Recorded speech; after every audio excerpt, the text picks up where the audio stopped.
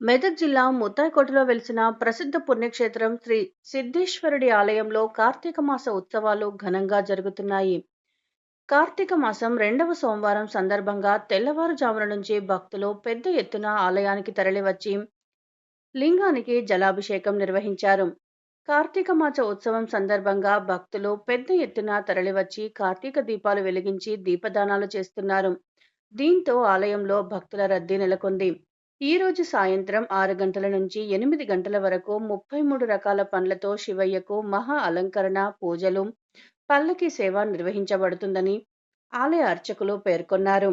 అనంతరం ఈ రోజు రాత్రి 9 గంటలకు మంగళహారతులు, తీర్థ ప్రసాదాలు అందజేసి ఉసిరి చెట్టు కింద వనభోజనం నిర్వహించబడుతుందని ఆలయ ప్రధాన అర్చకులు గోవింద మహారాజ్ తెలిపారు. కార్తీక మాసోత్సవములు ప్రతి సంవత్సరం లాగే ఈ సంవత్సరం కూడా మనం జరుపుకుంటున్నాము. ఈరోజు కార్తీక మాసం ఈరోజు 2వ వారము. భక్తులు ఉదయం 6 గంటల నుంచి స్వామివారికి అభిషేకాలు, అర్చనలు చేసుకుంటున్నారు.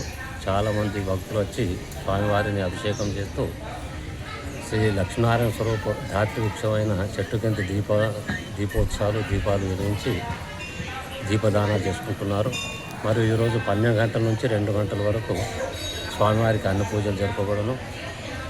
సాయంత్రము 6 గంటల నుంచి 8 గంటల వరకు కనీసం 33 రకాల పండ్లతో స్వామివారికి మహాలంకరణ పూజలు, తదుపరి శ్రీ స్వామివారికి పల్లకి సేవ జరపబడును. తదనంతరము స్వామివారికి మంగళారతులు, తీర్థ ప్రసాదాలు. తదనంతరము రాత్రి 9 గంటలకు ఉసిరి చెట్టు కింద, అది దాతి చెట్టు కింద వన భోజనము జరపబడును. ఇక పోతే 3వ సోమవారం రోజు